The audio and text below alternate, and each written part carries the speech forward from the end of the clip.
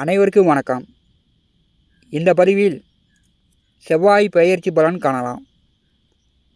வருகின்ற 11/5/2026 அன்று திங்கட்கிழமை பராபவ வருடம் சித்திரை மாதம் 28ஆம் நாள் பகல் 12:38 அளவில் மீனராசியிலிருந்து மேசராசிக்கு செவ்வாய் பகவான் பெயர்ச்சி ஆகிறார். அடுத்த 40 நாட்கள் பார்த்திங்கன்னா செவ்வாய் மேசராசியில் ஆட்சி பெற்று சஞ்சாரம் செய்வார். கடந்த 2024ஆம் வருடம் பார்த்திங்கன்னா மேசராசியில் செவ்வாய் பகவான் சஞ்சாரம் செய்தார். இப்போ 2 வருடங்கள் ஆகிறது. முதலில் செவ்வாய் பகவானை பற்றி அவருடைய காரகத்துவங்களை பற்றி காணலாம். செவ்வாய் பகவான் மங்களக்காரகன். செவ்வாய் நன்றாக இருந்தால் திருமண வாழ்க்கையில் பிரச்சனை இல்லை. வீடு மனை நிலம் சொத்து வாங்குவதில் பிரச்சனை இருக்காது. உடலில் இரத்தம் சார்ந்த பிரச்சனை இருக்காது. செவ்வாய் நிலமகன், சகோதரக்காரகன், தைரியக்காரகன். மேச செவ்வாய் அரசு டிபார்ட்மெண்ட்டு, நிற்காமல் இயங்கக்கூடிய வேலை, போக்குவரத்து, காவல், மருத்துவம், இராணுவம், இந்த மாதிரி யூனிஃபார்ம் சர்வீஸ், அதே மாதிரி விவசாயம், ஆடு மாடு, கொம்புள்ள மிருகங்கள். செவ்வாய் இயற்கையாளன். செவ்வாய் பகவானுடைய காரக தொழிலில் தைரியத்தை எதுக்கு கொடுக்கிறார் என்றால், எந்த உத்தியோகம் பார்க்கக்கூடியவர்களுக்கு இருக்கிறது என்றால், அதாவது முழுமையான தைரியம் வீரம் எந்த தொழிலுக்கு இருக்கிறது என்றால், போக்குவரத்து, லாரி, பஸ்ஸு, கார், இந்த மாதிரி டிரைவிங் செய்யக்கூடியவர்கள், இவர்களுக்கு தான் செவ்வாயினுடைய முழுமையான தைரியம் வீரம் இருக்கிறது. ஆண்கள் ஜாதகத்தில் செவ்வாய் நீர் ராசியில் இருக்கக்கூடாது. பெண்கள் ஜாதகத்தில் பார்த்திங்கன்னா சுக்கிரன் நெருப்பு ராசியில் இருக்கக்கூடாது. செவ்வாய் மங்களக்காரகனாக இருக்கும்போது ஜாதகத்தில் செவ்வாய் நிற்கக்கூடிய ராசிக்கு நட்சத்திரத்திற்கு முன்பாதமோ முன் ராசியிலையோ சந்திரன், சனி, ராகு, கேது இருந்தால் ஜாதகனுடைய வாழ்க்கை கடுமையான போராட்ட காலமாகவே இருக்கும். இது என்ன பண்ணும் அப்படின்னா, திருமண வாழ்க்கையில் பிரச்சனையை உண்டு பண்ணணும்.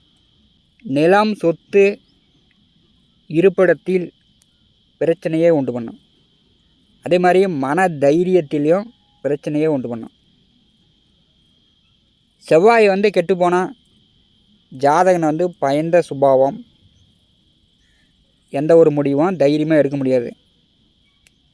செவ்வாய் சுய ஜாதகத்தில் செவ்வாய்க்கு முன் வீட்டிலோ செவ்வாயோடையோ ராகு கேது சேர்ந்துருந்தால், ஆணாக இருந்தாலும் சரி பெண்ணாக இருந்தாலும் சரி கடுமையான தோஷம். பெண்களுக்கு செவ்வாய் முழுமையான வீரத்தை, தைரியத்தை கொடுக்கிறார். மேசம், விருச்சிக ராசியில் செவ்வாய் ஆட்சியும், கடகராசியில் நேசமும், மகர ராசியில் உச்சமும் பெறுகிறார். ஒவ்வொரு ராசிக்கும் செவ்வாய் பெயர்ச்சியின் மூலம் ஏற்படும் பலன்கள் காணலாம். மீனராசி அன்பர்களுக்கு செவ்வாய் பெயர்ச்சி பலன் காணலாம்.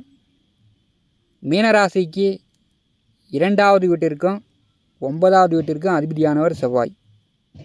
சித்திரை மாதம் 28 முதல் மேசராசியில் ஆட்சி பெற்று சஞ்சாரம் செய்வார்.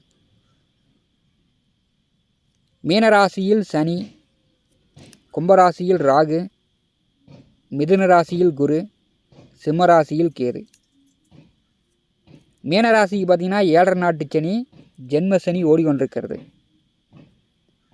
ஜென்ம ராசியில் சனி பகவான் இருக்கும்போது உங்களுக்கு மட்டும் இல்லை, குடும்ப நபர்களுக்கு அடிக்கடி உடம்பு சரியில்லாமல் போகும். கால் பாதம் முட்டி எலும்பு வலி, வயிற்று வலி, இந்த மாதிரி குடும்ப நபர்களுக்கு உடம்பு சரியில்லாமல் போகும். வண்டி வாகன போக்குவரத்திலும் கவனமாக இருக்கணும். மீனராசி என்பதற்கு கடந்த 1.5 மாதமாக ஜென்ம ராசியிலே செவ்வாய் சனி 2 கிரகங்கள் செல்லும்போது அதிக கோபப்பட்டிருப்பீங்க. உங்களால் உங்கள் தந்தைக்கும் மனஸ்தாபம் ஏற்பட்டிருக்கும். உங்கள் தந்தையாரால் உங்களுக்கும் மனஸ்தாபம் ஏற்பட்டிருக்கும். இப்போ 2வது வீட்டிலே செவ்வாய் வரும்போது மீனராசி என்பர்கள் பேச்சுவார்த்தையில் கவனமாக இருக்கணும். தன்மையாக பேசுங்க. மற்றவர்கள் குடும்ப நபர்களாக இருந்தாலும் சரி, வெளியிடமாக இருந்தாலும் சரி, வேலை பார்க்கக்கூடிய இடமா இருந்தாலும் சரி, அவங்க என்ன சொல்கிறாங்க, என்ன பேசுகிறாங்க அப்படின்னு அவங்கள பேச விட்டு அதுக்கு தகுந்த மாதிரி நீங்கள் பதில் சொன்னீங்கன்னா சரியாக இருக்கும். அவங்க பேசங்காட்டியுமே நீங்கள் பேசுனீங்கன்னா சண்டை சச்சரவு வரும். பேச்சுவார்த்தையில் கவனமாக இருக்கும். மீனராசிக்கு 2வது வீட்டிலே செவ்வாய் செல்லும்போது பணப்பிரச்சனை நீங்கும். ஏன்னா குடும்பஸ்தானாதிபதி தனஸ்தானாதிபதி 2வது வீட்டிலே செல்லும்போது வேலை உத்தியோகம் பார்க்கக்கூடியவர்களுக்கு சிறப்பாகவே இருக்கும். மங்களக்காரகன் குடும்பஸ்தானத்திலே ஆட்சி பெற்று செல்லும்போது திருமண வயதில் உள்ளவர்கள் இப்போ வரன் பார்த்திங்கன்னா வரன் செட் ஆகும். வைகாசி மாதமே கூட திருமணம் நடக்கும்.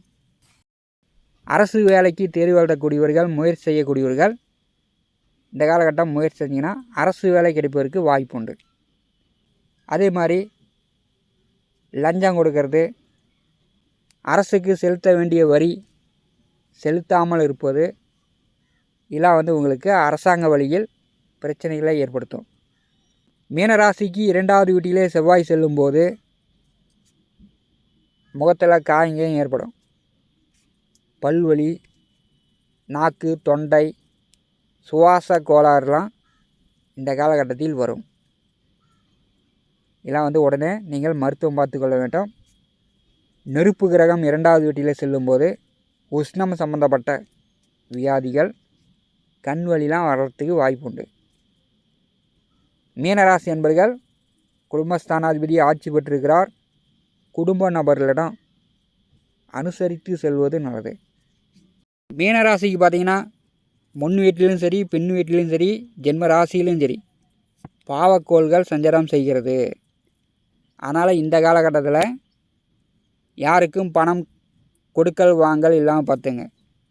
கடனாக கொடுத்தாலும் சரி, கைமாத்தாக கொடுத்தாலும் சரி, பண விவகாரங்களில் உங்களுக்கு பிரச்சனை வரும். 2வது வீட்டிலே செவ்வாய் அமர்ந்து 4ஆம் பார்வையால் கடகராசியை பரிசுகிறார். மீனராசிக்கு பூர்வ புண்ணிய புத்திரஸ்தானம். மேசராசியில் செவ்வாய் வரும்போது இடி மின்னலுடன் அத்திக்கட்டி ஆலங்கட்டியுடன் கனமழை பொழியும். விவசாயிகளுக்கு சிறப்பு. பதகி போச்சு, வாடி போச்சு, பயிர் வருமா வராதான்னு தெரில அப்படின்னு விவசாயிகள் வேதனைப்பட்டு இருந்தீங்கன்னா மழை பொழியும். விவசாயம் வெள்ளாமை செழித்து வளரும். 5வது வீட்டை செவ்வாய் பார்வை செய்யும்போது குழந்தைகளை நீர்நிலைகளுக்கு செல்லாமல் பார்த்துங்க. அல்லது குழந்தைகளுக்கு சளி, காய்ச்சல், இருமல் இந்த மாதிரியான சிறு சிறு வியாதிகள் வரத்துக்கு வாய்ப்பு உண்டு. செவ்வாய் புதனுடைய 7ஆம் பார்வை மீனராசிக்கு 8வது வீட்டின் மேல் விழுகிறது. இப்போ இந்த காலகட்டத்தில் பார்த்திங்கன்னா போக்குவரத்தில் கவனமாக இருக்கணும். இரவு நேர பயணங்களில் தங்க நகை, வெள்ளி நகை, உங்களுடைய பொருளை பத்திரமா பார்த்துக்கணும். திருடர்களால் உங்களுக்கு பயம், பதற்றம் உண்டு. 8வது வீட்டை செவ்வாய் பார்வை செய்யும்போது பயணங்களில் மீனராசி என்பவர்கள் கவனமாக இருங்க. செவ்வாய் புதனுடைய 8ஆம் பார்வை மீனராசிக்கு 9வது வீட்டின் மேல் விழுகிறது. தந்தையிடம் இருந்து வந்த கருத்து வேறுபாடுகள் நீங்கும். சிறு தூர பயணம், நீண்ட தூர பயணம், ஆன்மீக பயணம், பாத யாத்திரை, கிரிவலம் இப்படி தெய்வஸ்தலங்களுக்கு சென்று வருவீர்கள். அதற்குண்டான வாய்ப்புகள் மிகச்சிறப்பாக இருக்கிறது. மீனராசி என்பர்கள் பொறுமையை கடைபிடிக்கணும். பேசும்போது தன்மையாக பேசணும். வெட்டுக்குன்னு நெருப்பில் தண்ணி ஊற்றின மாதிரி பொறுன்னு பொறிஞ்சு தள்ளினீங்கன்னா குடும்பத்துலேயும் சரி வெளி இடத்துலையும் சரி உங்களுக்கு நல்ல பெயர் கிடைக்காது. அதனால் தன்மையாக பேசுங்க, வெளியில் புகழ் பெறுங்க. மீனராசி என்பதற்கு 7 நாட்டு சனியில் ஜென்மசனி ஓடிக்கொண்டிருக்கிறது.